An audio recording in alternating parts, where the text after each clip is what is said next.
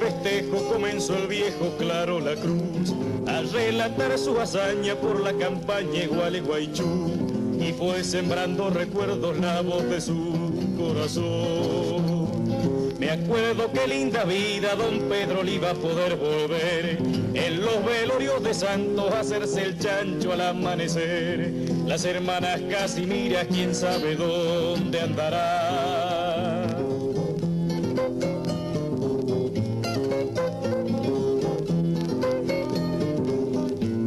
Qué lejos se ven paisanos los italianos de aquella vez, que levantaron sus ranchos en el kilómetro 23, los bueyes, el malacate y el humo del primer tren. Una noche de festejo comenzó el viejo Claro La Cruz a relatar su hazaña por la campaña Gualeguaychú, y fue sembrando recuerdos la voz de su corazón.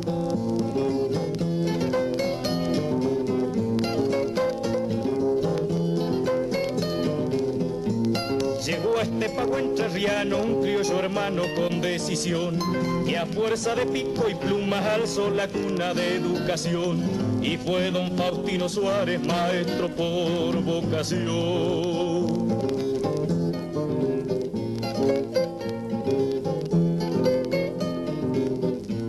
Ahí con la máquina grande sin aflojarle por alarcón, a 5 pesos por día armar la estiva dentro del galpón. Si viera Goyo Videla como el tiempo lo cambió.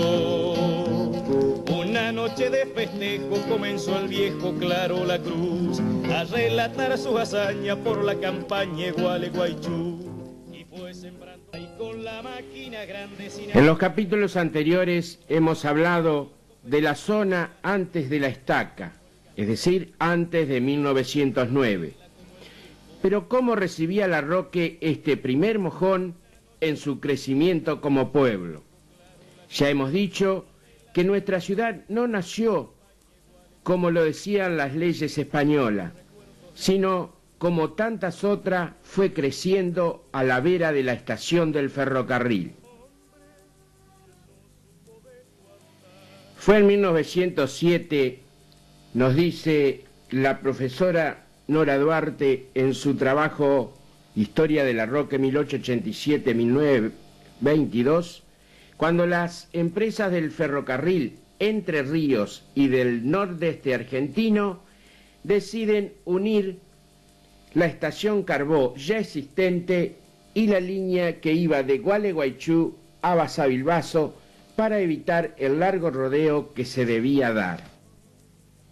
Llegando desde Buenos Aires a Estación Carbó, se debía pasar hacia Gualeguay, luego por todas las estaciones intermedias, Galarza, Lucas González, hasta llegar a Rosario del Tala y de ahí a Basavilbaso para continuar luego hacia el norte de nuestra provincia.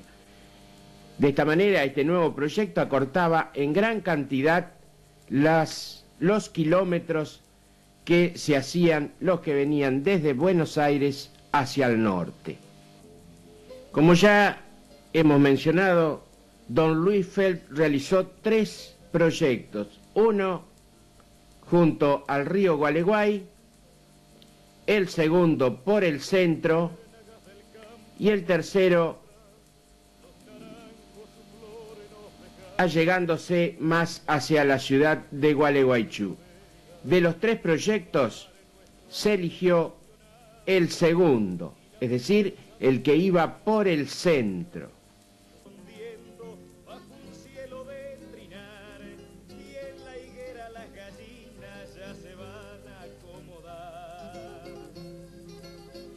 Tomando como punto cero la estación Carbó, dicen algunos investigadores, se deciden colocar 3 estaciones.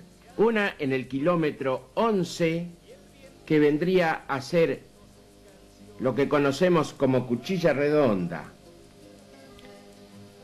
La segunda en el kilómetro 23, que vendría a ser nuestra ciudad. Y la tercera, que nombran los historiadores, sería en el kilómetro 48 y es lo que conocemos como estación Irasusta. Conversando con don Faustino, yo creo que hay otra estación que debió fundarse, que fue Estación Parera. Pero veamos qué nos decía don Faustino con respecto a Estación Parera. Viejo, era más viejo, el Roque es mucho más viejo. Claro, se puede decir que en la raíz como se lo lleva 20 años. 20 años. Sí, porque ese tren, esa vía la hicieron primero. Entonces, sí. Que iba, no estaba Parera, iba a Britos, de aquí a Britos, y Britos para el norte hasta Basavilbaso. Cuando hicieron la otra vía, empalmaron, ¿no? Con esa vía vieja, hicieron Parera. Entonces fue Parera. Y después de Basavilbaso, sí, esta compañía inglesa que yo digo es la que siguió para allá, a Concordia, y de allá para allá se llamaba Nordeste Argentino el tren. Aquí era el ferrocarril Entre Ríos. Por eso, el raíz tiene 20 años más.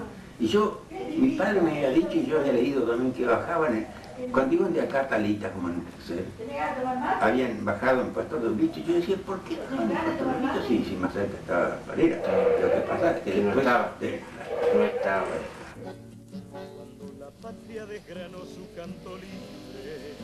Entonces es fácil suponer que la cuarta estación, que no se nombra en ningún texto histórico de nuestra zona, sería entonces Estación Parera.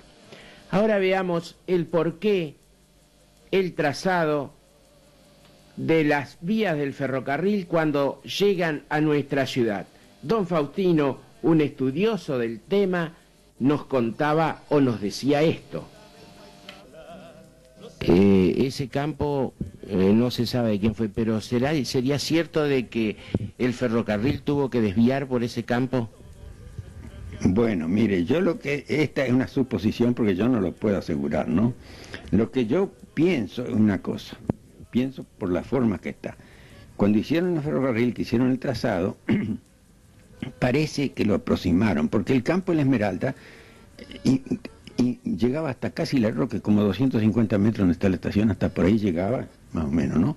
Entonces, yo digo entre mí, pero esta es una suposición que no puedo, nadie me dijo nunca nada, que esos ingleses que eran muy ricos, los de la Esmeralda, que ni vivía acá siquiera el hombre, el dueño ni vivía, tenía mayordomo, tenía, en fin, muy rico, y con los otros ingleses que hicieron la vía, seguramente le he dicho, aproximarme la estación. Yo calculo, por la forma que está, ¿no? Porque viene de allá de Cuchilla Redonda, viene la vía y hace una vuelta y se arrima a donde era el campo ese. ¿Que usted conoce el Pichileo? Sí. Bueno, ahora el Pichileo, pero en ese tiempo era de la Esmeralda, ¿no? Entonces, él llegó hasta pegar al campo el campo de la Esmeralda, lo costeó un poco, y cuando terminó el campo, ahí hicieron la estación cerquita. Así que yo calculo que le aproximó el campo, eso es lo único. Pero no hizo sobre el campo, lo aproximó y lo costeó.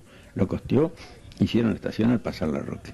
Parece, y después de pasar La Roque, te fíjese que la vía vuelve a tomar un poquito así, para tomar... por eso yo calculo, pero sin saber, ¿no?, que lo aproximaran a la vía ahí para pegar al campo. Porque claro que... para hacerlo un bien el otro, se han puesto entre acuerdo, pero nadie supo nada. Yo calculo, no puedo asegurar eso, no puedo, pero uno que vaya y mire se va a dar cuenta que venía allí y lo costeó, si no lo hubiera cruzado, cualquier cosa, ¿no? Claro, y más conociendo cómo eran los campos, cómo estaba el campo antes, ahora no. Sí. No, ahí era el campo donde está en el Pichileo mismo, donde está la vía, hasta ahí llegaba el campo de la Esmeralda y vacía así hasta que terminaba, ahí terminaba. Más o menos donde está Silva, conoce por ahí donde estaba Juan Silva, bueno, ahí terminaba el campo de la Esmeralda, que está cerquita de la estación. Así que yo digo que, lo único que yo digo es que posiblemente le haya aproximado un poquito las vías, que venían un poco más allá, lo aproximó un poquito y pasó y siguió. Claro, y dentro de todo quedaba cerca del casco. Y el casco estaba, bueno, el casco era la Esmeralda. Ah, la Esmeralda. La Esmeralda era el casco, sí, porque todo eso, la Sarita, todo pertenecía a la Esmeralda, todo.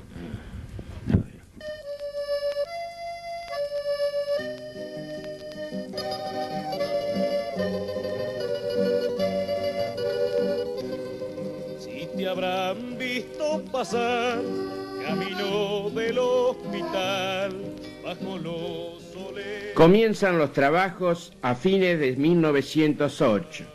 La estación fue emplazada al oeste del camino que unía Gualeguay y Gualeguaychú, lo que es hoy calle Ramírez. Se edificó, como tantas otras, hecha de madera, con la casa para el jefe hacia un lado y los depósitos hacia el otro. Se dejó además un gran predio para un parque de recreación infantil, hecho que nunca ocurrió.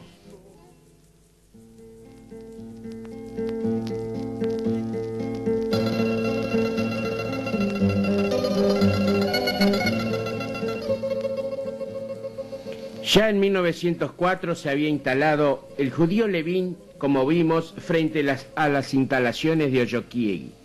Con las cuadrillas del ferrocarril llegó la proveeduría de la empresa, a cuyo frente estaba Clemente Miró. Ocupaba un galpón de zinc a unos 50 metros de las vías, propiedad de Mateo Jordán. Después quedó en el mismo un tal Bartolo Marquicia, sucediéndole más tarde Estanislao Simonetti y después don Modesto Sánchez, siempre con el mismo ramo. En agosto de 1909 la Punta de Fierro estaba en Irasusta y en el antes solitario lugar de Larroque nuevas construcciones se levantaban. Frente al almacén de Miró se levantó la primera herrería de don Félix Melchiori. En el mismo año hizo Juan Martín Muape 2 casillas de tablas al este de la vía, a unos 100 metros del almacén de Miró y sobre la misma vereda.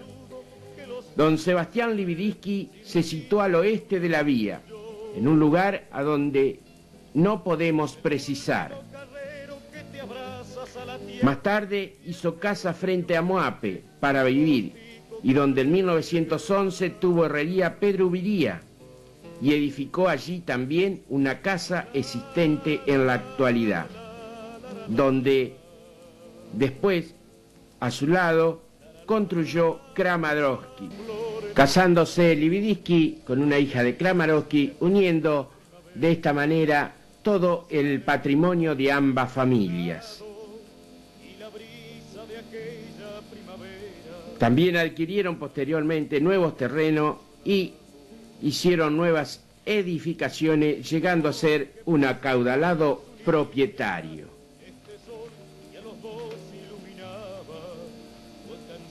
Estamos viendo imágenes actuales, 1995, mayo de 1995, de la estación de ferrocarril, con varios artefactos que datan precisamente desde su fundación. El sistema Morse, ya habíamos visto un viejo mapa donde está todo el recorrido de la zona del ferrocarril, del ex ferrocarril Urquiza, también una vieja caja fuerte. Todos los artefactos son de procedencia inglesa. Este es el librevía que aún se conserva en buen estado y en funcionamiento. Emigraron las estrellas con los blancos azares del camino, y este sol que a los dos iluminaba se apagó para siempre en un suspiro, y este sol que a los dos iluminaba se apagó para siempre en un suspiro. Si la noche te grita mis sentires en un triste lamento de guitarra, tú sabrás de un viajero sin destino, tú sabrás de un poema sin palabras, tú sabrás de un viajero sin destino, tú sabrás de un poema sin palabras. Por tu senda de ilusión. El 1 de diciembre de 1909 se inaugura la estación y se llama Larroque, en homenaje a don Alberto Larroque, nacido en Francia, en Bayona, en 1819. Cursa sus primeros estudios en la Ressone y en la Bayona, su ciudad de origen. Se graduó en jurisprudencia. Luego de este hecho toma un barco y se dirige hacia América. Estuvo de abogado en Montevideo, dictando cursos en la universidad de esa ciudad. Entre 1841 y 1844 arriba a Buenos Aires para dedicarse a la educación. Ejerce en el colegio fundado por el jesuita Magisté. En 1854 lo nombran rector del Colegio de Concepción del Uruguay, hecho ocurrido bajo el mandato de Urquiza. Sustituye en esa oportunidad al rector Manuel Erasquín, modernizando el colegio, incorporando la enseñanza del idioma nacional, hecho muy importante para esa época. Inicia la pedagogía activa en sus clases de Derecho. Forma también un grupo orquestal en el mismo colegio. En 1864 regresa a la ciudad de Buenos Aires, donde permanece hasta su muerte, retirado definitivamente de la educación y dedicado a su carrera de abogado. Muere el 8 de julio de 1881. Don Alberto Larroque.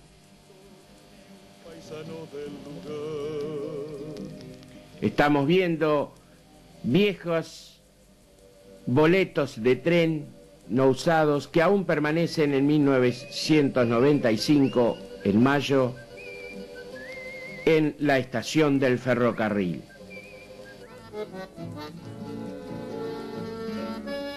En nuestra búsqueda de datos, cuando visitamos la estación del ferrocarril en mayo de 1995, fuimos recibidos por don Cecilio Daniel Britos, nacido el 22 de noviembre de 1935.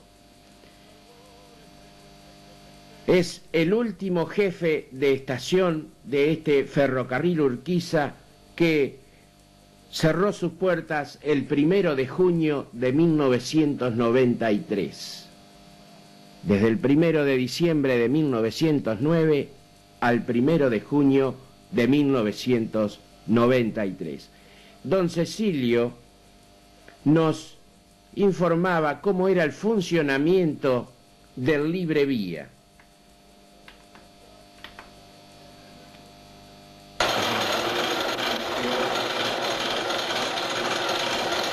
Y después se hacía así, cuando sacaba, le daba cuerda a él y el otro venía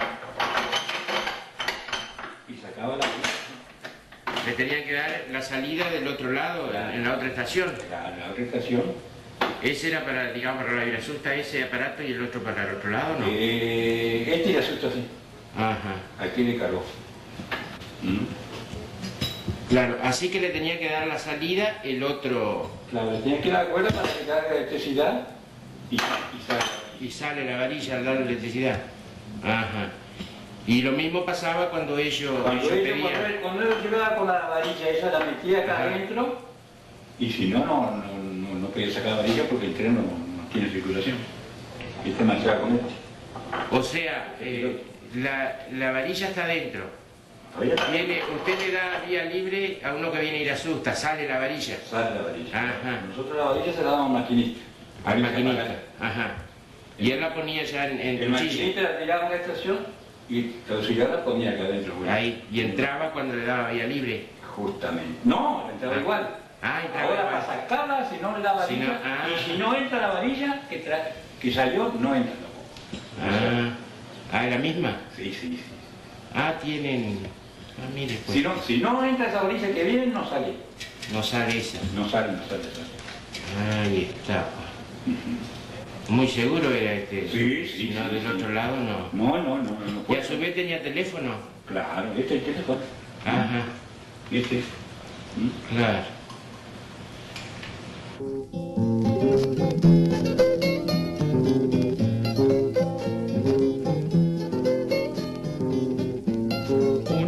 noche de festejo comenzó el viejo Claro La Cruz a relatar su hazaña por la campaña Gualeguaychú y fue sembrando recuerdos la voz de su corazón. Me acuerdo qué linda vida don Pedro le iba a poder volver en los velorios de San... Y se inauguró la estación. Para la ocasión se reunió la gente del lugar y de las zonas vecinas. Sin embargo, quedó entre los recuerdos el comentario de que muchas personas no asistieron, resentidas por el problema no solucionado favorablemente del emplazamiento ferroviario. A pesar de estos resquemores, fue una fiesta, con sus momentos protocolares, como en toda inauguración en un poblado tan pequeño. La palabra del jefe de ferrocarriles del departamento, cuyo nombre se ha perdido con el tiempo, y las emotivas y proyectivas de don Tomás Pauletti, que dijo en una parte: nos hemos reunido para contemplar el futuro, para empujar el presente y allanar el camino a futuras generaciones.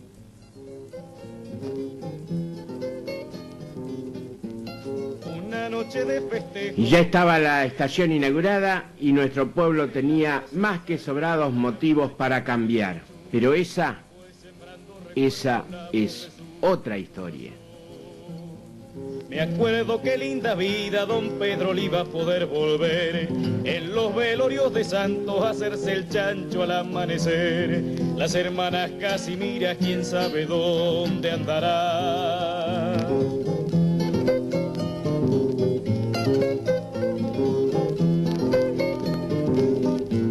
Qué lejos se ven paisanos los italianos de aquella vez, que levantaron sus ranchos en el kilómetro 23, los bueyes, el malacate y el humo del primer tren. Una noche de festejo comenzó el viejo Claro La Cruz a relatar su hazaña por la campaña Gualeguaychú y fue sembrando recuerdos la voz de su corazón.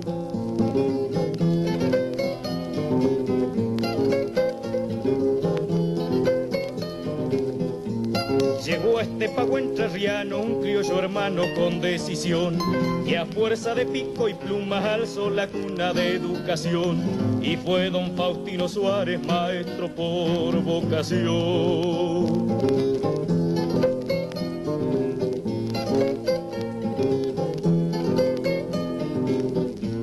Ahí con la máquina grande sin aflojarle por alarcón, a 5 pesos por día armar la estiva dentro del galpón. Si viera Goyo Videla como el tiempo lo cambió.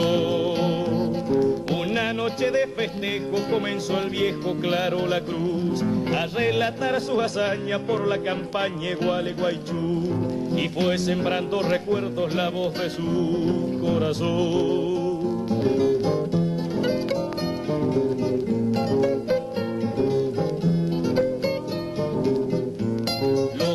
Que no se empardan por la Esmeralda en el año 30, viajar en la Americana hasta Dos Hermanas y pegar la vuelta, trabajando de horquillero en los campos de Pirá.